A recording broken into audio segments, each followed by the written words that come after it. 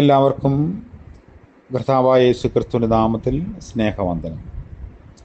ഇന്നത്തെ നമ്മുടെ ധ്യാനം വിശുദ്ധ മത്തായി എഴുതിയ സുവിശേഷം 12-ാം അധ്യായം 2 മുതൽ 4 വരെയുള്ള വാക്യങ്ങൾ. മത്തായി 12, 2 മുതൽ 4 വരെ.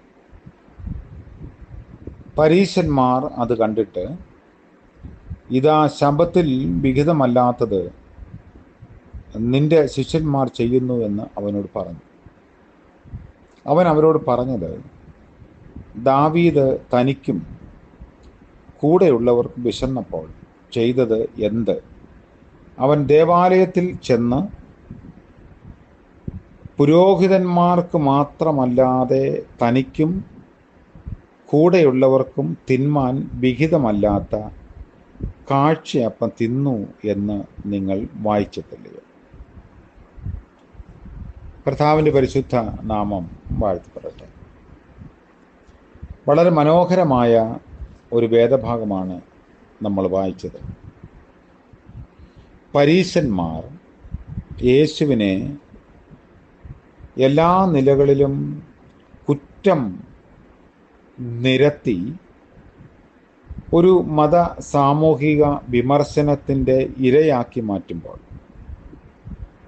കർത്താവ് സൂചിപ്പിക്കുന്നത്, മാനുഷികമായ ആവശ്യങ്ങളെക്കാൾ നന്മകളെക്കാൾ ഉപരിയായി പ്രമാണങ്ങളെ മുറുകെ പിടിക്കുന്നത് ദൈവികമല്ല എന്ന വസ്തുതയാണ്. പല വിധത്തിലുള്ള വിമർശനങ്ങൾ കർത്താവിൻ്റെ പരസ്യ ശുശ്രൂഷ ഇടങ്ങളിൽ നമ്മൾ കാണുന്നു. കർത്താവ് ഇങ്ങനെയുള്ളവരുടെ പ്രവൃത്തിക്ക് യാതൊരു എതിർന്യായവും ഒന്നും പറയാതെ അവരെ എതിർക്കാതെ നിന്നു. ശാബത്ത് കാണിക്കുന്ന കർത്താവിനെ മനുഷ്യരെ തള്ളിക്കളഞ്ഞതുകൊണ്ട് അതിൻ്റെ പ്രാധാന്യം നഷ്ടപ്പെട്ടു പോയി എന്ന് കർത്താവ് ചൂണ്ടിക്കാണിക്കാൻ ശ്രമിക്കുന്നു. ശമൂവേൽ പ്രവാചകന്റെ 1-ാം പുസ്തകം 21-ാം അധ്യായം 1 മുതൽ 6 വരെയുള്ള ഭാഗത്ത് കാണുന്ന സംഭവം കർത്താവ് ഇവിടെ ഒരു ഉദ്ധരണിയായി രേഖപ്പെടുത്തുന്നു. ശൗലിൻ്റെ അനുസരണക്കേടിനെ തുടർന്ന് ദാവീദ് ഇസ്രായേലിൻ്റെ അഭിഷിക്തനായ രാജാവായിരുന്നു. അത് ശമൂവേൽ പ്രവാചകന്റെ 1-ാം പുസ്തകം 13-ാം അധ്യായത്തിൽ അതുപോലെ 15-ാം അധ്യായത്തിൽ രേഖപ്പെടുത്തിയിട്ടുണ്ട്. എങ്കിലും അവൻ ശൗലിനെ വിട്ട് ഓടിപ്പോകുവാൻ ആവശ്യമായിരുന്നു. കാരണം ശൗല് അത്രമാത്രം മാനുഷികമായ ഒരു ബലം ഉൾക്കൊണ്ടുകൊണ്ട് ദാവീദിനെ നേരിടുന്നതിനും അപായപ്പെടുത്തുന്നതിനും ശ്രമിച്ചിരുന്നുവെന്ന് ശമൂവേൽ പ്രവാചകന്റെ പുസ്തകത്തിൽ 1 ശമൂവേലിലും അതിൻ്റെ തുടർന്നുള്ള ഭാഗങ്ങളിലൊക്കെ നമ്മൾ വായിക്കുന്നുണ്ട്. പൗരോഹിത്യം തോൽവി അടഞ്ഞു പോയ ഒരു കാലഘട്ടം. അതായത് ശൗലിൻ്റെ കാലത്ത് നിയമപ്പെട്ടവെല്ലാം അവഗണിക്കപ്പെട്ടു പോയി എന്ന് ദിനവൃത്താന്തങ്ങൾ, അതായത് 1 ദിനവൃത്താന്തം 13-ാം അധ്യായത്തിൽ നമ്മൾ വായിക്കുന്നു. ഈ ഒരു കാലഘട്ടത്തിൽ പൗരോഹിത്യ ശുശ്രൂഷ എല്ലാം മുടങ്ങിപ്പോയി. അതുകൊണ്ട് കാഴ്ചയപ്പത്തെക്കുറിച്ച് ദാവീദ് പറയുന്നത്, ഒരളവിൽ അപ്പം ഭക്ഷിക്കാവുന്നതാണെന്ന് സമർത്ഥിക്കുന്നു. അങ്ങനെ അവനും കൂടെയുള്ളവരും ബിഷപ്പിന് വേണ്ടി കാഴ്ചയപ്പം ഭക്ഷിച്ച സംഭവമാണ് ഇവിടെ രേഖപ്പെടുത്തുന്നത്.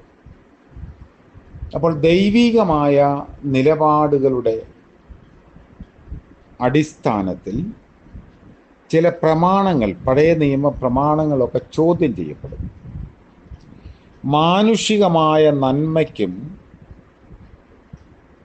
അതിൻ്റെ നിലനിൽപ്പിനും വില കൽപ്പിക്കുന്ന കർത്താവ് പ്രമാണങ്ങളെക്കാൾ കൂടുതൽ മനുഷ്യരെ ഉൾക്കൊള്ളുകയും സ്നേഹിക്കുകയും ചെയ്യുന്നു.